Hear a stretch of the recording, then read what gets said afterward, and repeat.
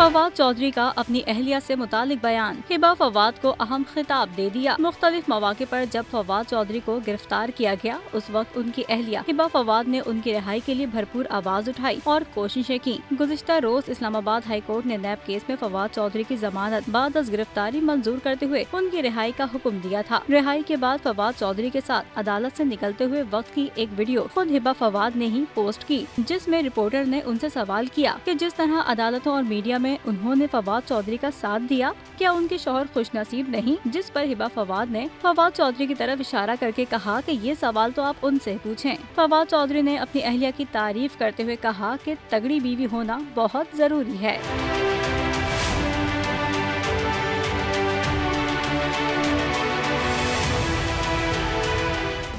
Subscribe करें और bell दबाएं ताकि कोई खबर रह न जाए।